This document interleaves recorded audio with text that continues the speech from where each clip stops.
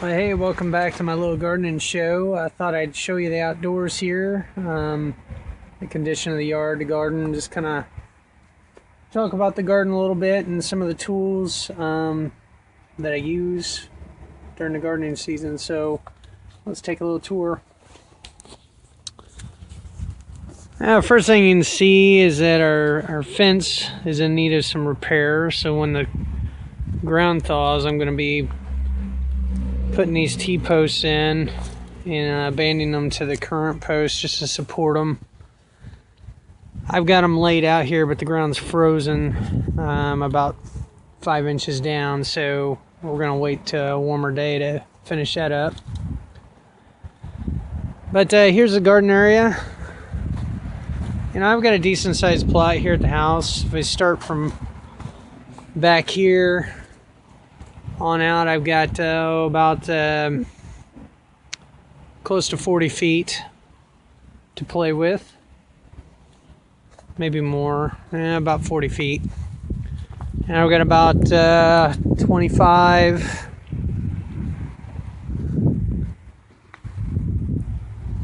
feet, 25 feet across here. Usually what we do in the fall, if you've seen any of the other videos, is I put a nice thick layer of leaf mulch that I grind up with the lawnmower down on the garden. This year I put some rock dust down first, some azomite, and then I put the leaf mulch, and then I put about 4 inches of wood chips. And these are like the whole tree, not just or the whole branch, leaves and all. Anyway, that I was able to get. So let's just take a look at the ground. It's I think March 8th. Let's just look and see what we got going on underneath.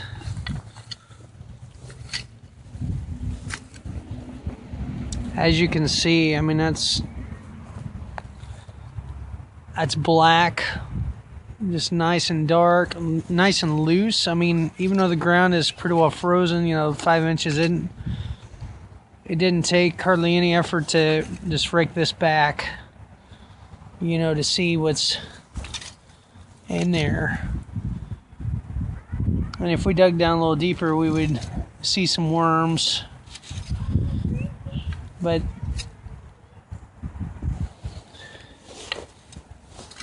really nice looking stuff. Yeah, the advantage, of course, doing this in the fall is that you have the winter and in the spring for all this to compost in, and for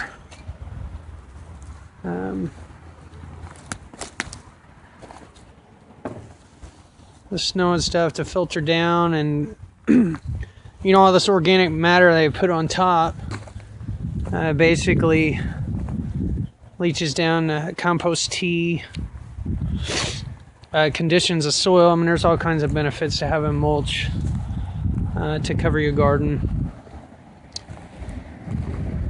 So the plan is this spring, actually in a couple weeks, I'll probably put my templates down. You kind of have my garden laid out, you know, where I want to plant things.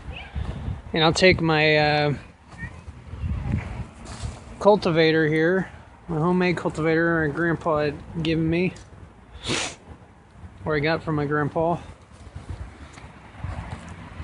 and just scratch out my beds, you know, rake back with that cultivator the wood chips, you know, to expose the ground a little bit. And then once I've done that, I'll put some rock dust down, compost, fertilizer, whatnot. And then using this broad fork here, I'm going to work that into the ground. This broad fork is 18 inches wide from tine to tine, and the tines are 12 inches. Well, I got this from I think Valley Oak Tools. It's pretty. I mean, it was. You get what you pay for, and this thing is solid. But it was. I want to say $175, $200, somewhere in the neighborhood. It should last for a really, really long time. Weighs around at least 25 pounds, so you get a pretty good workout. 25, 30 pounds, lifting it up and plunging it into the ground.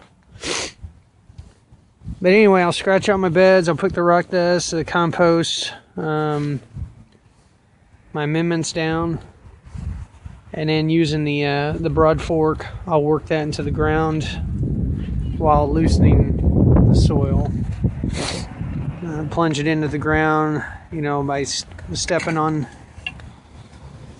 the bar here, and then I'll pull back, and then I'll move about 6 inches back and do the same thing. Just repeat the process on down the road, or on down the row, until the beds are worked and aerated.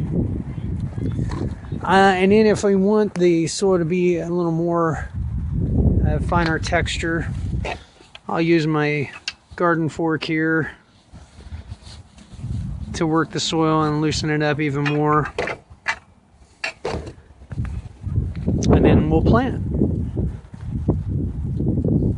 As far as maintenance, I mean, these are the basic tools that I use, at least at the house here. My garden fork, broad fork, my cultivator rake, whatever that is, and then a stirrup to do just the basic weeding. If you don't have a stirrup hoe, highly recommend it. Some people call it a two-way hoe or a scuff hoe, but the idea is you just get down at the plant level and kind of scuff and cut right underneath the soil, maybe a 1/4 inch or so, and separate the plants from their roots. Comes in real handy, easy to use. So that's about it. I don't know, pretty excited. Really excited about the condition of the soil, what the leaf mulch and the wood chips have done. And we'll see what kind of results we get this spring and summer. So that's all for now. Until next time. Bye.